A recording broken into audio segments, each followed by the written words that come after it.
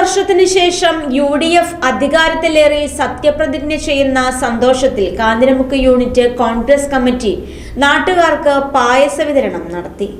Ponnani block Congress committee vice president Hilar Kanjiramukku, ward president Azeez NV, booth president Sunil, youth Congress പ്രവർത്തകരായ Haris KV, Aneesh Pallikkara, Shahid KV, Sadiq K, നഹാസം K, Pramod TP, Naseef V, P Basheer തേരയിൽ, Sharif, Najeem, Muneeb എന്നിവർ നേതൃത്വം നൽകി.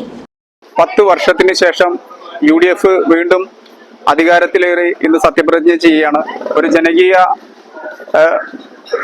മന്ത്രിസഭ ഇന്ന് അധികാരത്തിൽ വരുമ്പോൾ കാഞ്ഞിരമുക്ക് യൂണിറ്റ് കോൺഗ്രസ് കമ്മിറ്റിയുടെ വക ആയിട്ട് ഞങ്ങൾ ഇന്നിവിടെ മധുരം പായസം വിതരണം ചെയ്യുകയായിരുന്നു ഉണ്ടായിരുന്നത്.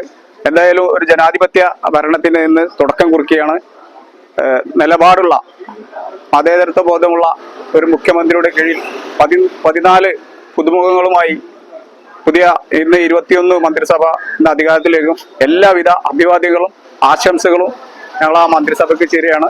എന്തായാലും നന്ദി, നമസ്കാരം. ഞങ്ങളോട് സഹകരിച്ച UDFന്റെ ഈ ഏരിയയിലെ കാഞ്ഞിരമുക്ക് യൂണിറ്റിലെ ഈ മാറച്ചേരി മണ്ഡലത്തിലെ എല്ലാ ജനാധിപത്യ വിശ്വാസികൾക്കും UDFന് അധികാരത്തിലേറ്റാൻ വോട്ട് ചെയ്ത എല്ലാവരോടും ഒരിക്കൽ കൂടി നന്ദി അറിയിക്കുകയാണ്.